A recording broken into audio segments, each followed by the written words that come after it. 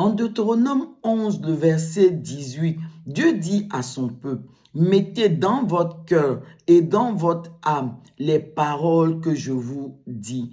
Amen. Ce verset nous montre que le lieu, la place où l'on garde les paroles de Dieu, c'est notre cœur. Mais c'est assez surprenant parce que c'est un livre de l'Ancienne Alliance. Dans l'Ancienne Alliance, la parole de Dieu était gardée dans l'arche de l'Alliance. Souvenez-vous, en Exode 25, lorsque Moïse et le peuple d'Israël ont bâti l'arche de l'Alliance, Dieu a demandé à Moïse de mettre dans l'arche de l'Alliance les tables de la loi.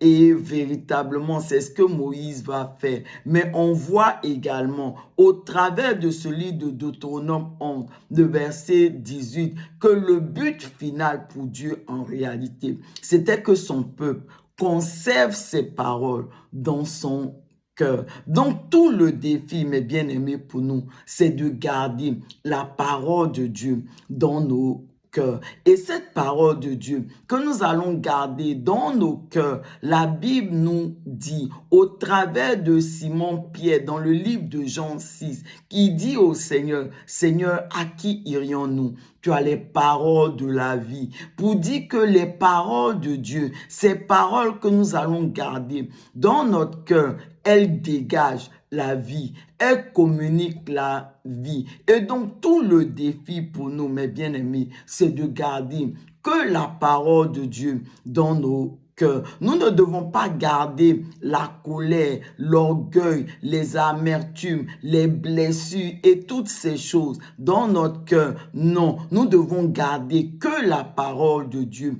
Et c'est en cela que nous devons prier. Nous devons demander l'aide du Saint-Esprit afin que véritablement notre cœur soit vraiment le lieu où nous allons garder que la parole de Dieu. Et véritablement, mes bien-aimés, c'est important parce que le diable va tout faire pour ne pas que nous puissions garder que la parole de Dieu dans notre cœur. Et c'est en cela que le livre de Proverbes 4 nous exhorte à garder notre cœur plus que tout, car de lui viennent les sources de la vie. Donc, c'est important que nous puissions garder notre cœur et que nous puissions garder dans notre cœur que la parole de Dieu. Parce que lorsque nous allons agir ainsi, notre cœur va dégager la vie. Il va être la source de la vie puisqu'il va contenir, il va garder les paroles de la vie.